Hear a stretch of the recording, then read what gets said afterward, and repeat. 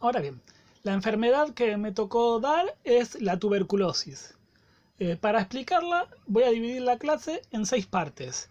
Voy a hacer una presentación del microorganismo causante, la tinción especial que necesita, la patogenicidad, el diagnóstico, el tratamiento y la profilaxis. Ahora bien, la tuberculosis es causada por un microorganismo llamado Mycobacterium tuberculosis. Este es un bacilo gram positivo que mide entre 0,3 y 0,6 micras por 0,5 a 4 micras. Son aerobios, no forman esporas y son inmóviles. Y presentan como característica distintiva que son ácido alcohol resistentes. En esta imagen podemos observar una tinción gram positiva. Ahora bien, acá tenemos una microfotografía de Mycobacterium tuberculosis. En esta imagen tenemos una bacteria gram positiva, en la cual tenemos la membrana plasmática y tenemos una pared celular. La pared celular está compuesto por un peptidoglicano y por el ácido teicoico y el ácido lipoteicoico. Estos son los que dan la antigenicidad de la bacteria. ¿A qué me refiero con esto? Que son las partes que van a ser reconocidas por el sistema inmune del huésped. Bueno, acá tenemos una comparación de la Mycobacterium tuberculosis de una bacteria gram positiva. Acá tenemos una bacteria cualquiera y acá tenemos Mycobacterium tuberculosis. La característica principal de Mycobacterium tuberculosis es que tiene una gran concentración de lípidos, entre los que sobresalen estructuras como son el monóxido de fosfatidilinositol, el lipoarabinomanano y el arabinogalactano, que serían estas estructuras que están acá, esta estructura de acá y estas estructuras de acá. Estas estructuras lo que hacen es evitar el sistema inmune del huésped. Lo que hacen a Mycobacterium tuberculosis una bacteria muy difícil de erradicar. Ahora bien, yo les dije que como característica principal tenían que eran ácido alcohol resistente. Nosotros sabemos que con la tinción de Gram podemos dividir a las bacterias en dos grandes grupos, Gram positivo y Gram negativo. Dentro de los Gram positivos vamos a encontrar que va a haber bacterias que son ácido alcohol resistente de aquellas que no son ácido alcohol resistente. Para esto vamos a utilizar una tinción especial llamada Seidel-Nielsen. Acá vamos a comparar Mycobacterium tuberculosis, que es ácido alcohol resistente, con una bacteria gram positiva que no es ácido alcohol resistente. ¿Sí? El primer paso que voy a hacer es la fijación, en la cual voy a colocar a los microorganismos en el portaobjeto. Los voy a pegar, ¿sí?, tanto a los ácidos alcohol resistentes por un lado como a los ácidos alcohol no resistentes por el otro. Luego los vamos a teñir con el colorante principal, que es la fucsina. Voy a secar y luego voy a decolorar con alcohol y ácido clorhídrico. Entonces, las bacterias de Mycobacterium tuberculosis, que son ácido alcohol resistentes, van a seguir teñidos con la fucsina. En cambio, aquellas que no son ácido alcohol resistente van a decolorarse. Por último, voy a secar y voy a colocar un colorante de contraste. En este caso voy a utilizar azul de metileno. Lavo y voy a observar que los ácidos alcohol resistentes continúan teñidos con la fucsina y los que son ácido alcohol no resistentes van a ser teñidos con el azul de metileno. Acá tenemos la tinción de Seidel-Nielsen, en la cual podemos observar bacilos de Mycobacterium tuberculosis, podemos ver bacilos gram positivos que no eran ácido resistentes y después teñido partes del tejido. Acá podemos observar a Mycobacterium tuberculosis teñidos con Seidel-Nielsen en una microfotografía. Ahora bien, la patogenia. La patogenia es como actúa el microorganismo para producir la enfermedad. Mycobacterium tuberculosis es un patógeno intracelular que ingresa por las vías superiores e infecta principalmente, en un principio, a los macrófagos alveolares. Ahora bien, ¿cómo se da la transmisión? Tenemos un individuo enfermo que expide partículas con la tos, estornudando o hablando. Estas partículas pueden ser de dos formas: partículas grandes con gran contenido bacteriano que por el peso mismo de la partícula caen rápidamente al suelo. Y después tenemos partículas muy pequeñas que tienen de 1 a 3 bacilos que quedan un tiempito corto en el aire. Esos son inhalados por una persona sana y viajan hacia los pulmones. En los alvéolos, estos bacilos son encontrados por los macrófagos alveolares.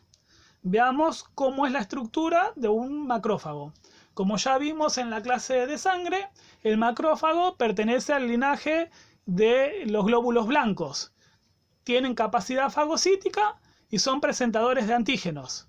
Ahora bien, como particularidad principal de los macrófagos, tenemos estos triangulitos rojos. A esto se le llama complejo mayor de histocompatibilidad. Cuando una bacteria o virus es encontrado por un macrófago, lo fagocita y forma un fagolisosoma. En el fagolisosoma se destruye el microorganismo y es presentado el antígeno del mismo. Esta presentación, ¿por qué se da?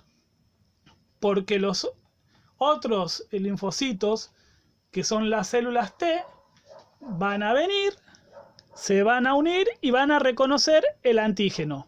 Más adelante les voy a desarrollar en profilaxis bien qué es lo que está pasando en esta placa. Ahora bien, cuando yo hice la distinción entre una bacteria gram positiva común y la micobacteria, yo les nombré que había 3 elementos, que eran el manócido de fosfatidilinositol, el lipoarabinomanano y el arabinogalactano, ¿sí? Estos 3 compuestos se van a unir en receptores especiales que tiene el macrófago. Esto va a hacer que el macrófago se active. Cuando el macrófago se activa, secreta quimioquinas. Estas quimioquinas van a atraer a los macrófagos que están muy cercanos y a leucocitos que andan por la zona o en el torrente sanguíneo. Ahora bien, el Mycobacterium tuberculosis es fagocitado, pero cuando se forma el fagosoma, Mycobacterium tuberculosis comienza a secretar compuestos nitrogenados que impiden la formación del fagolisosoma. Por ende, no es destruido y el macrófago no presenta antígenos.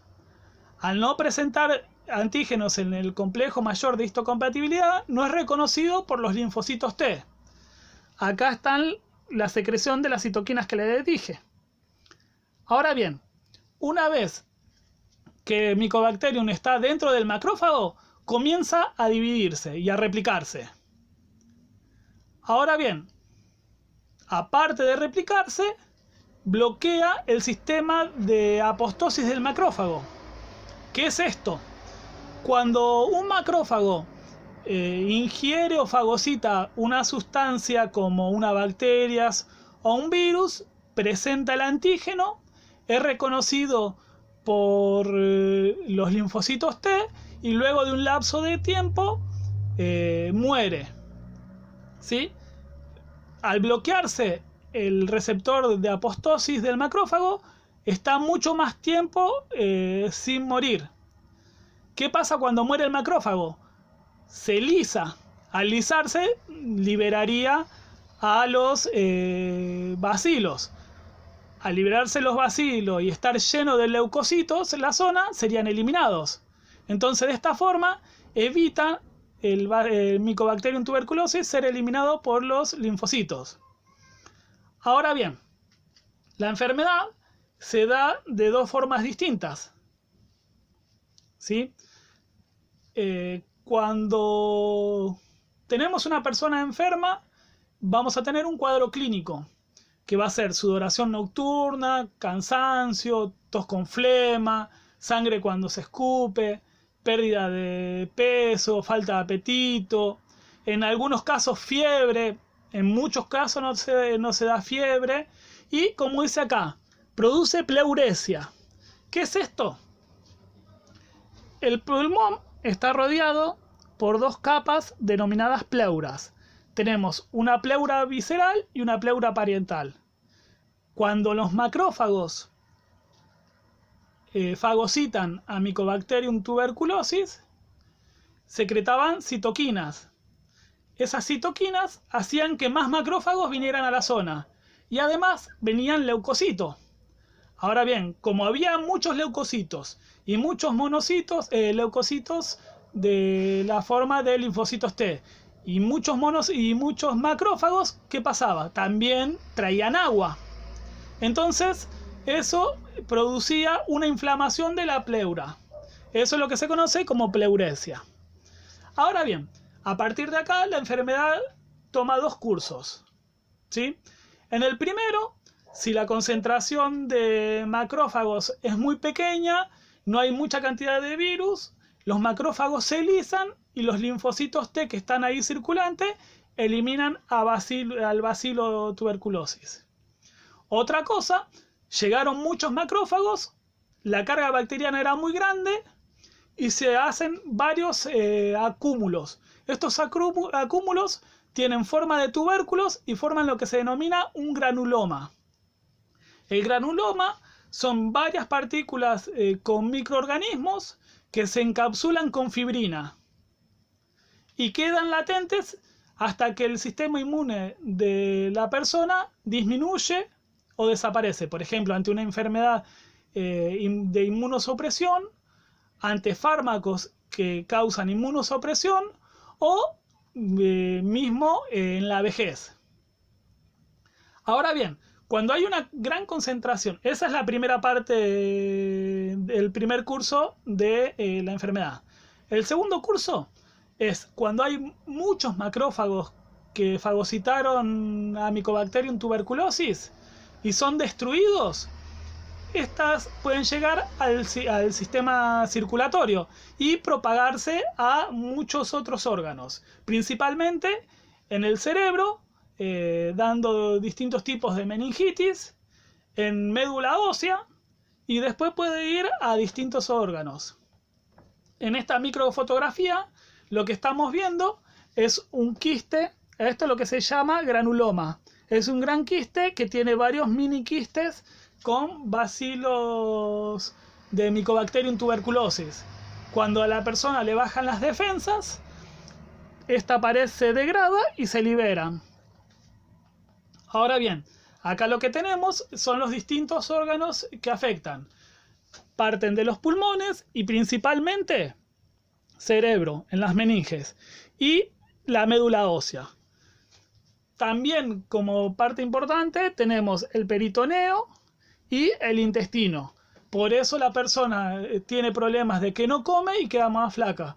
Pero entendamos que no solamente afectan esos órganos, también van al músculo iliopsoas, al psoas menor, a los tractos reproductores tanto masculinos como femeninos y a otras partes más. Ahora bien, el diagnóstico. El diagnóstico lo podemos dar de dos formas diferentes. Tenemos un diagnóstico general y un diagnóstico diferencial. En el diagnóstico general tenemos la coloración de Ziel-Nielsen y los rayos X. ¿Por qué se llaman generales? Porque yo puedo identificar que hay un organismo, pero no puedo decir 100% seguro que es Mycobacterium tuberculosis. La coloración de Ziel-Nielsen ya la expliqué anteriormente. Y con los rayos X lo que vamos a observar son las lesiones. ¿Ven? Acá tenemos todas las lesiones que producen Mycobacterium tuberculosis. Ahora bien, ¿por qué digo que es general? Si yo veo esta placa sin saber el contexto, yo no puedo saber si estas lesiones la causó Mycobacterium tuberculosis. Pero si yo digo que la persona escupía sangre, que estaba flaca, que tosía mucho, entonces es muy probable que estas lesiones las causen Mycobacterium tuberculosis. Ahora bien, la prueba de tuberculina es especial, ¿sí? Ahora bien, sabemos que la piel está constituida por 3 capas. Tenemos una epidermis, una dermis y una hipodermis, ¿sí? Entonces tenemos distintos tipos de inyecciones. Tenemos una inyección intramuscular, una inyección subcutánea, una intravenosa y una intradermal. La que vamos a utilizar para la prueba de tuberculina es la intradermal. Es decir, vamos a colocar antígeno en la dermis del paciente. A las 72 horas de haber hecho la prueba de tuberculinas, el paciente vuelve al consultorio. Ven, acá tenemos cómo se aplica la prueba de tuberculina. Cuando vuelve al consultorio, va a pasar lo siguiente. Nosotros aplicamos en la dermis el antígeno. Cuando aplicamos el antígeno, los leucocitos, los macrófagos que están en el lugar, van a realizar una secreción de citoquinas y van a hacer inflamación. Ahora bien, esta inflamación a las 72 horas va a depender de si da positiva o no. Cuando es mayor el halo de 5 milímetros, la prueba es positiva. Pero ahora bien, si el halo va entre los 5 y los 12 milímetros, puede ser que este positivo esté dado porque la persona esté vacunada contra tuberculosis. Si es mayor a eso, es porque es tuberculosis positivo, que sería el caso de esta persona. 20 milímetros tiene tuberculosis. Por último, tenemos los medios de cultivos. Mycobacterium tuberculosis es una bacteria muy exigente, ¿sí? Entonces el medio de cultivo que vamos a utilizar es el de Longstein-Jansen, ¿sí? Este es un medio de cultivo a base de huevo, que contiene sales, glicerol y principalmente el verde de malaquita. El verde de malaquita es muy importante porque va a inhibir la proliferación de otras sustancias. De otras bacterias, ¿sí? Generalmente el cultivo va a tardar de 3 a 6 semanas. Mycobacterium tuberculosis es de crecimiento lento, así que generalmente tarda un poquito más de que entre 3 y 6 semanas. Y van a dar estas colonias. Estas colonias son colonias rugosas. Se las llaman en forma de miga de pan. Ahora en la siguiente microfotografía vamos a observar otra colonia. ¿Ven? Ahora bien, el tratamiento. Mycobacterium tuberculosis, como le dije, es muy difícil de tratar. Entonces se van a utilizar 4 fármacos distintos que se van a dar simultáneos, que son el isoniazida, la rifampicina, el glenbutol y la piracinamida. Ahora bien, estos fármacos pueden tener 2 formas. Pueden ser bactericidas o pueden ser bacteriostáticos. ¿Qué significan estas 2 cosas? Bactericidas es que destruye al microorganismo. Y bacteriostático no lo destruye, pero impide que se reproduzca. Ahora bien, empecemos con la isoniazida. Este fármaco es bactericida. Su mecanismo de acción es inhibir la síntesis de ácido micólico. El ácido micólico es muy importante para la formación de la pared celular, ¿sí? Al inhibir la síntesis de este ácido, empieza a hacer que la pared celular sea más frágil y se empieza a romper. Acá abajo tenemos cómo se da. Se da en comprimidos, es decir, que se va a tomar vía oral. Segundo, tenemos la rifampicina. ¿Sí? La rifampicina va a depender de la dosis que yo esté dando, la acción que va a tener. Si la doy en grandes dosis, va a ser bactericida. Y si la doy en pequeñas dosis, va a ser bacteriostático. Lo que tiene de bueno es que actúa rápidamente cuando hay lesiones. Es decir, si yo recién tengo varias lesiones que quiero tratar al mismo tiempo, doy con una concentración más alta de rifampicina y va a actuar rápidamente. Ahora bien, si yo tengo pocas lesiones y ya estoy suministrando los otros fármacos que se van a complementar, me conviene darlo en bajas concentraciones y que tenga un efecto bacteriostático para que no se siga propagando Mycobacteria tuberculosis. Ahora bien, el tercer fármaco que voy a utilizar es el etambutol. El etambutol es bacteriostático, que lo que va a hacer es inhibir a la arabinosil transferasa. Esta enzima es muy importante para la formación de esta capa del péptido glicano, ¿sí? Esta capa se va a empezar a debilitar, no se va a formar y se va a empezar a destruir. Y eso va a causar la lisis de la bacteria. Y por último voy a utilizar piracinamida, ¿sí? La piracinamida no es la parte activa, sino que cuando es absorbida por el bacilo de Mycobacterium tuberculosis, se convierte en ácido piracinoico. Este ácido piracinoico lo que va a hacer es destruir la membrana celular y evitar el transporte. Ahora bien, Mycobacterium tuberculosis secreta lo que se llama piracinamidas, que lo que va a hacer no va a dejar que pase la piracinamida a ácido piracinoico. Entonces, ¿cómo contrarresto este efecto? Doy este fármaco en grandes concentraciones y por lo tanto va a haber más de esta que de esta, se va a formar el ácido piracinoico que va a destruir la célula. La célula bacteriana estamos hablando, no de la célula humana. Acá tenemos la presentación de los 4 medicamentos. Y por último tenemos la profilaxis. Como sabemos, por lo que estamos pasando y atravesando por el coronavirus, ya sabemos varias medidas preventivas. Como por ejemplo no estar escupiendo constantemente, taparnos al estornudar, taparnos al toser, ¿sí? Pero lo que tiene de bueno la Mycobacterium tuberculosis es que tiene una vacuna. La vacuna es la BCG, que es el bacilo de Calmette-Guerin. Esta está hecha con un cultivo atenuado de Mycobacterium bovis. ¿Qué es lo que quiero decir con esto? Las micobacterias son específicas de especies. Mycobacterium tuberculosis ataca al hombre, Mycobacterium bovis ataca a los bovinos. Pero estas dos tienen la característica que son muy parecidas, ¿sí? Por lo tanto, tienen antígenos similares.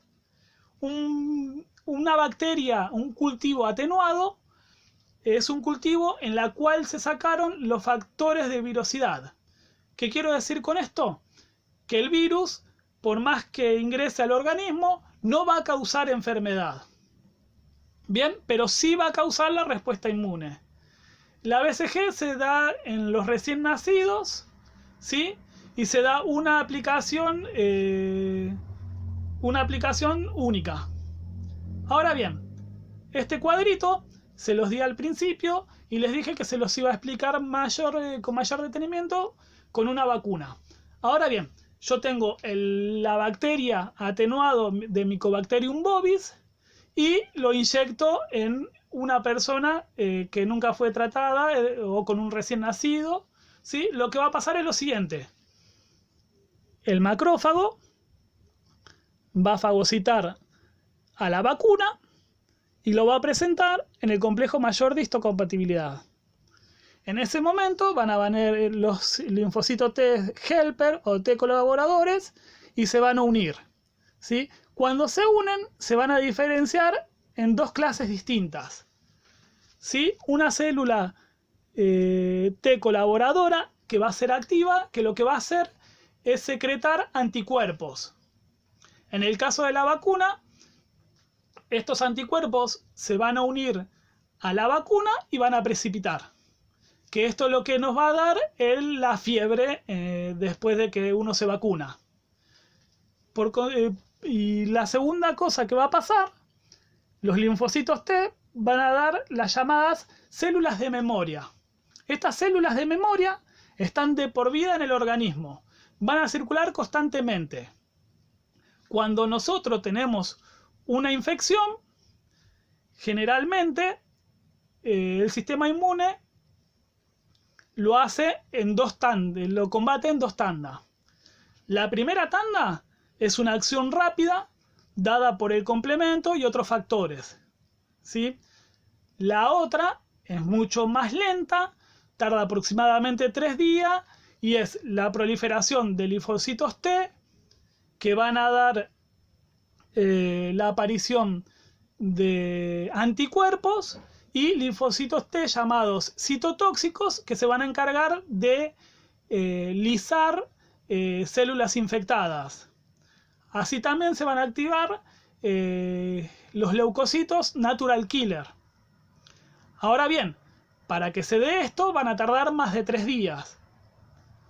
Con la presencia de estas células de memorias, al estar en una nueva exposición del patógeno, la secreción de inmunoglobulinas y la activación de las células T citotóxicas y natural killer se da en 24 horas o menos, haciendo que la infección se elimine mucho más rápido.